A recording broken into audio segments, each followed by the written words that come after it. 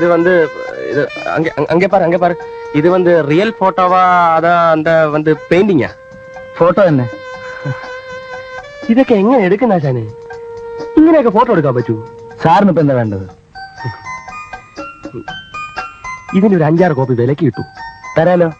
ഇതിന്റെ ഒരു 5 കോപ്പി വേണം. അർജന്റാ, ഞാൻ വൈകുന്നേരം വരാം. ആ സ്ഥലത്ത് വെയിലടിച്ചാലെങ്കിലും ഒന്ന് എണീറ്റൂടെ? സർക്കാർ ഓഫീസിലല്ലേ ജോലി? ഒന്നാമത് കയ്യാലപ്പുറത്ത് തേങ്ങ പോലെ പണിയിരിക്കുന്നത്. ഒരു ചെറിയ കാരണം കിട്ടിയാൽ മതി, കളവൻ ചവിട്ടി പുറത്താക്കും. ഉപദ്രവിക്കാതെ പോടെ, ഒന്നും ഉറങ്ങാനും സമ്മതിക്കൂല. നിനക്ക് തോന്നുമ്പോ എണീറ്റ് വായും പൊളിച്ചങ്ങ് വാ, ഉരുട്ടി വെച്ചേക്കാം. ശരി, എന്നാ സൗകര്യം പോലെ ഉറങ്ങിക്കോ.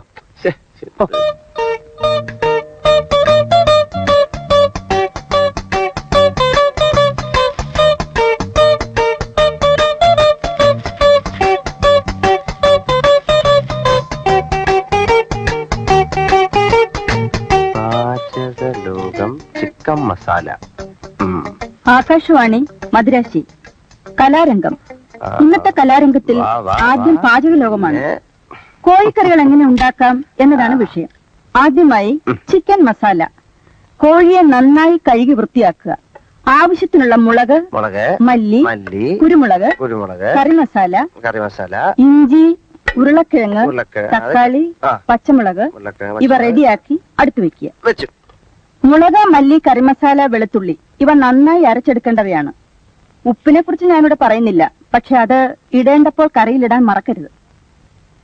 ഇനി കോഴിയെ കയ്യിലെടുക്കുക.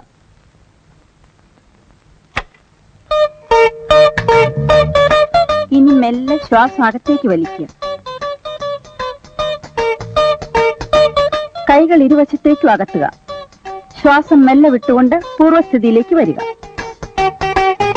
എന്നിട്ട് കാലുകൾ ഇരുവശത്തേക്കും അകത്തുക.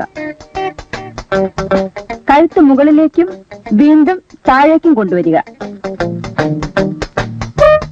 വീണ്ടും പൂർവ്വസ്ഥിതിയിലേക്ക് വരിക. കാലുകൾ രണ്ടും തറയിൽ ഉറപ്പിച്ച് നിവർന്നു നിൽക്കുക. കൈകൾ മുന്നിലേക്കും പിന്നിലേക്കും കറക്കുക. അതുപോലെ തലയും കഴുത്ത് ലൂസാക്കി കറക്കുക.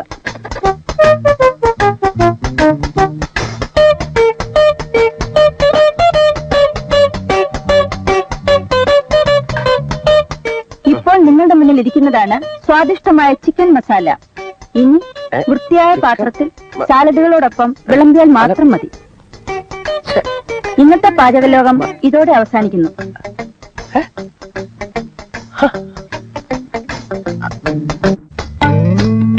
അപരാഹ്നത്തിന്റെ അനന്ത പഥങ്ങളിൽ ആകാശ നീലിമയിൽ അവൻ നടന്നകന്നു. ഭീമനും യുധിഷ്ഠിരനും ബീഡി വലിച്ചു. സീതയുടെ മാറുപിളർന്ന് രക്തം കുടിച്ചു ദുര്യോധനൻ. ഗുരുവായൂരപ്പന് ജലദോഷമായിരുന്നു അന്ന്. അമ്പലത്തിന്റെ അകാൽ വിളക്കുകൾ തെളിയുന്ന സന്ധ്യയിൽ അവൾ അവനോട് ചോദിച്ചു, ഇനിയും നീ ഇതുവഴി വരില്ലേ ആനകളെയും തെളിച്ചുകൊണ്ട്? എങ്ങനുണ്ട്? നിന്റെ തലയ്ക്ക് വല്ല അസുഖമുണ്ടോ? ഇല്ല. പിന്നെ എന്താ അതിന്റെ അർത്ഥം? സാർ ആധുനികമേ പബ്ലിഷ് ചെയ്യൂ എന്ന് പറഞ്ഞതുകൊണ്ട് സ്വപ്പ കഞ്ചാവ് അടിച്ചുകൊണ്ട് എഴുതിയതാ. കഴിഞ്ഞ തവണ പറഞ്ഞ അതേ ബോംബ് കഥ തന്നെ, സ്റ്റൈല് മാറിയപ്പോ ഇങ്ങനെ ആയിപ്പോയി. എടാ മരമണ്ടം കഴുതേ, നിനക്ക് പറ്റിയ പണി എന്താണെന്ന് ഞാൻ പറയാം. ഇതല്ലേ എനിക്കറിയാം, പക്ഷെ അവന്മാർക്ക് ഇപ്പൊ യൂണിയൻ ഉണ്ട്. അതുകൊണ്ട് അതേ സ്റ്റാറ്റസ് ഉള്ള വേറൊരു പണി ഞാൻ നോക്കി. ഒന്നുകിൽ ഒരു എഡിറ്റർ ആകുക, ഇല്ലെങ്കിൽ ഒരു സാഹിത്യകാരനാകുക. അതൊന്നുമല്ല ഞാൻ പറയാൻ വന്നത്. നീ കോമഡി എഴുതണം, മറ്റൊന്നും വേണ്ട. നിനക്ക് പറ്റിയ അബദ്ധങ്ങൾ മാത്രം കുറിച്ചിട്ടാ മതി. അത് തന്നെ ധാരാളം ഉണ്ടല്ലോ. അതെങ്ങനെ ഒരു കഥയാകും? ഹാസ്യത്തിന് കഥ വേണ്ട, സിറ്റുവേഷൻ മാത്രം മതി. ഫോർ എക്സാമ്പിൾ, ഞാൻ ഇല്ലാത്തൊരു ന്യൂസ് ഒരു ചുറ്റുപാടിൽ ഇല്ലാത്തൊരാളെ കുറിച്ച് പ്രസിദ്ധീകരിച്ചു എന്ന് വിചാരിക്കാം. അയാൾ ശരിക്കും ഉണ്ടായി. അയ്യോ, അതെങ്ങനെ?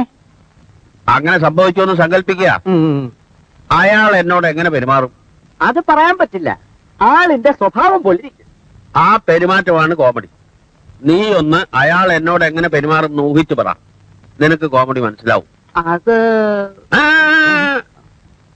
അത് തുണയുണ്ടെങ്കിൽ ഇറങ്ങി വരിക. എട്ട് വീട്ടിൽ ലാഭം വേണ്ട ഏതോടെയാണ് മായവെന്നപ്പെടുത്തിയത്. നിന്റെ പത്രം ഞാൻ അവസാനിപ്പിക്കുക. എടാ ഇതിനകത്ത് ചങ്കരപ്പുള്ള ഒരു ചെറ്റ ഇരിപ്പില്ലടാ, ഉണ്ടെങ്കിൽ ഇറങ്ങി വരികടാ. കുത്തും കൊലയും ജയിലും ഒന്നും എനിക്ക് പുത്തരികളെ നാറികളെ എല്ലാത്തിനും ഞാൻ ബോംബിട്ട് നശിപ്പിക്കും. ഞാൻ കൊലമരത്തിൽ കയറുവിടാ. ഇറങ്ങി വരണോ അതോ ഞാൻ അങ്ങോട്ട് വരണോ? ഇവനാരുടെ ഇവിടെ ചാടുന്നു? യവ ഇപ്പൊ ഒരു കുത്തു കേസ് ജയിലിൽ നിന്ന് ഇറങ്ങിയതേ ഉള്ളൂ. പേര് 8 വീട്ടിൽ രാമപിള്ള. 8 വീട്ടില് രാമപിള്ള. മാനവും മര്യാദയ്ക്ക് മനുഷ്യൻ ജീവിക്കാൻ സമ്മതിക്കില്ല. അയ്യോ തല്ലല്ലേ, ഞാൻ പറയുന്ന കേക്ക്. ഞാനല്ലേ എഴുതി. ഇനി ആരാ ഉടുപ്പേന്ന് വിടെ ഉടുപ്പേന്ന് വിടെ ഞാൻ കാണിച്ചു തരാം. വന്നത്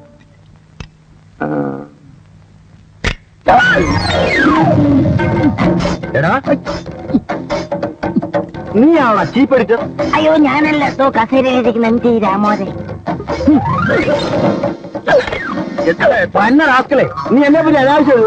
ഞാനോ? നീ നിന്റെ ഒരു പത്രം നിന്നെ ശരിയാക്കുന്നു. മേലിൽ ആരെപ്പറ്റേലും അനാവശ്യമായ ന്യൂസ് എഴുതിയ കൈയും കാലും വേണ്ടി ദൂരെ കഴിഞ്ഞാൽ പറഞ്ഞേക്കാം.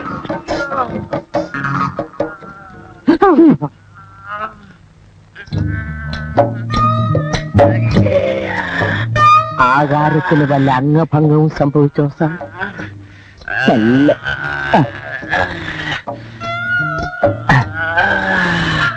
ഇപ്പൊ പിടികിട്ടി എന്താണ് കോമഡി. വിത്തിൻ 2 weeks കഥ റെഡി.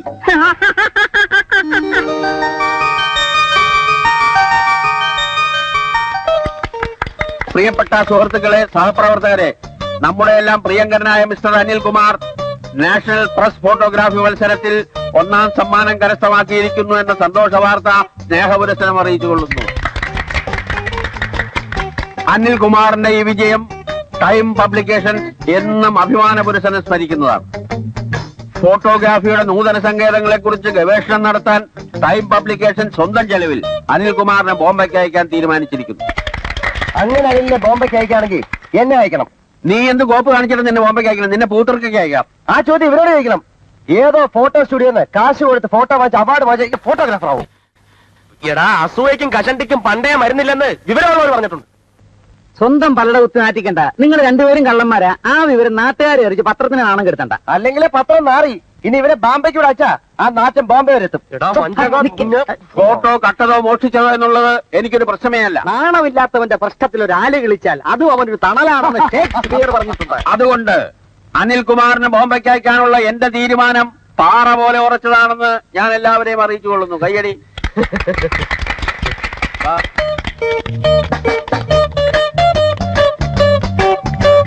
സാറ് വിഷമിക്കണ്ട. ഫ്രാഡുകൾക്ക് ഈ രാജ്യത്ത് രക്ഷയുള്ളൂ. എന്നിട്ടും എന്തുകൊണ്ട് സാറ് രക്ഷപ്പെടുന്നില്ല എന്ന് ചോദിച്ചാൽ സാറിന്റെ ഫ്രാഡ് പണികൾ സന്ദർഭത്തിനൊത്തു എരുന്നില്ല എന്ന് ഞാൻ പറയും. അതുകൊണ്ട് സാർ അത് വയത്തണം, വയത്തി പിടിക്കണം.